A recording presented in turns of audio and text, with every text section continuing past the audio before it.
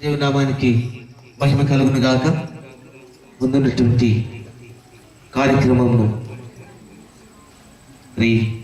Hollywood prayer fellowship director గారు మరి ముందుండి నడిపిస్తారు. ప్రభువైన యేసుక్రీస్తు నామమున పేరిట మీకు అందరికీ హృదయపూర్వక వందనాలు. చాలా రాత్రి గడుస్తున్నది కనుక చాలామంది దైవ సేవకులు వచ్చినారు. అనేకులను ఆహ్వానిస్తున్నాం హృదయపూర్వకంగా. అయ్యగారి తరపున పరిచయలో ఉన్నటువంటి ప్రతి ఒక్కరిని మా యొక్క హృదయపూర్వకంగా ఆహ్వానిస్తున్నాం. ఈరోజు ఆలస్యమైంది, దేవునికి స్తోత్రం. మరి రేపటి దినంలో మాత్రం చాలా ఎర్లీగా 5:30కి అంతా స్టార్ట్ చేసి 5:30కంతా అందరినీ గౌరవించడానికి, హృదయపూర్వకంగా ఆహ్వానించడానికి మాకు అవకాశం కల్పిస్తున్నారు. మరి దానిలయ్య గారి దగ్గరికి మేము ఒకసారి పుత్తూరుకు వచ్చాడు అయ్యగారు. ఆయన చూశాను, ఆయన విధానాన్ని చూసి అయ్యగారిని ఖచ్చితంగా అర్థమాల ప్రాంతానికి తీసుకురావాలని ఆలోచించి కలిగి ఉన్నాం. కానీ కొన్ని కారణాల చేత ఆలస్యమైంది.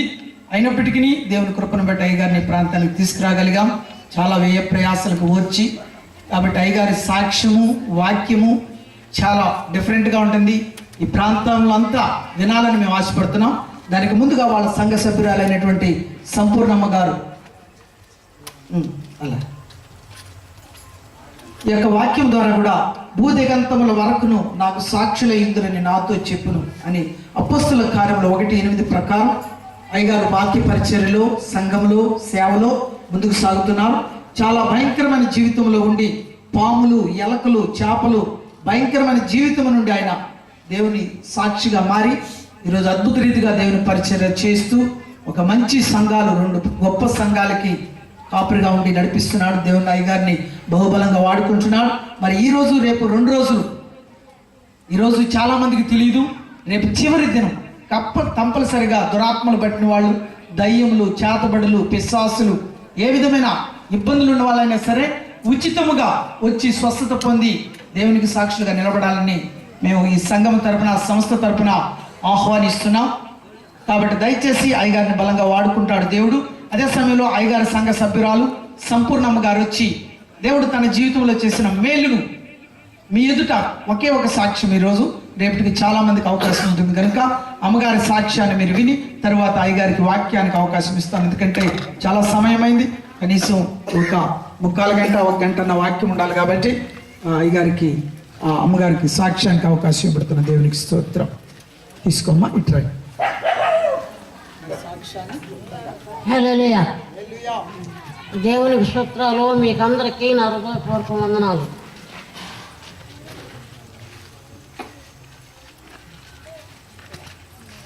నేను మా ఊరు దుగరాజపట్నం. నా పేరు సుబ్బమ్మ. మా పిల్లకాయలు, నాకు 4 కొడుకులు, 1 కుమార్తె. నేను మా ఊరు పేరు దుగరాజపట్నంలో చేపలు అమ్ముకొని బిడ్డల్ని పోషించుకునేది. నేను సాక్కునేది బిడ్డలు చేపలు అమ్ముకొని. ఆ వాటాలో ఒక రోజు దినము పక్క పల్లెలన్నీ తిరిగి అమ్ముకునేదాన్ని. ఆ రోజు దినం వాకాటు ప్రాంతంలో నేను చేపలు ఎత్తుకొని పోయాను. చేపలు ఎత్తుకొని అమ్ముకొని తిరిగి అంగటికి వచ్చాను, కూరగాయల అంగటికి. ఆ అంగటికాడ కూరగాయలు తీసుకున్నాను. తిరిగి వెనక్కి జరిగాను. వెనక్కి జరగతగానే నేను పడిపోయాను, కాలు జారి పడిపోయాను. వెంటనే నా భర్తకి, అక్కడ తెలిసిన వాళ్ళు వాకాట ప్రాంతంలో నాకు, వారు మా భర్తకి, మా పిల్లలకి ఫోన్ చేశారు. ఫోన్ చేసిన వెంటనే నన్ను తీసుకొని మా వారు తీసుకొని వెళ్ళిపోయారు. వెళ్ళిపోయిన వెంటనే నేరుగా తిరుపతి రోయ్ హాస్పిటల్కి నన్ను తీసుకొని వెళ్ళారు. ఆడ తీసుకుపోతకనే వారు నన్ను చేర్చుకున్నారు. నన్ను చేర్చుకొని నాకు పరీక్షలు చేశారు. పరీక్షలు చేసిన వెంటనే వారు ఏం చెప్పారంటే, డాక్టర్లు, అయ్యా ఇంక 2 సగాలుగా కాలు ఇరిగిపోయింది, జబ్బలో 2 సగాలుగా ఇరిగిపోయింది ఆయనకి అని ఆ డాక్టర్లు చెప్పారు. అప్పుడు డాక్టర్లు చెప్పిన తర్వాత మా ఆయన ఆపరేషన్ చేయాలని బాధపడుతూ ఉన్నాడు.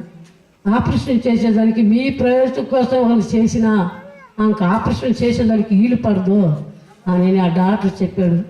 ఏ అయ్యానంటే నాకుండే ఒక షుగరు, బీపీ ఆమెకు ఆపరేషన్ చేసి దానికి కీలు పడదు, ఏదో బాత్రూమ్కి పోయేట్టుగా ప్రయత్నిస్తాము అని వారు చెప్పారు. వారు చెప్పిన వెంటనే నాకు ఒక కమ్మిల బండిని ఒక బండి ఇచ్చి ఒక ఇంజక్షన్ వేసి ఒక మాత్ర ఇచ్చి నన్ను పంపించేశారు.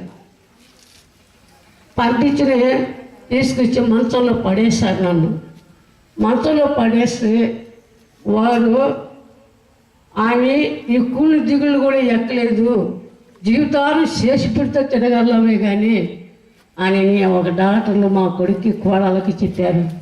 వారు నన్ను పండబెట్టిన తర్వాత వారు అన్నం వండి మనిషి పుట్టుకొని లేవ తీస్తేనే నన్ను ఆనుకుంటేనే వాళ్ళు నన్ను ఆనబెట్టుకుంటే నేను ఆ కవలో అన్నం తినగలుగుతాను. లేకుంటే నేను సొంతంగా లేచి నేను ఆహారం తినేంత శక్తి లేదు. అనిగిపిస్తా ఉన్నాను, మంచంలో మరణస్థితిలో ఉన్నాను నేను.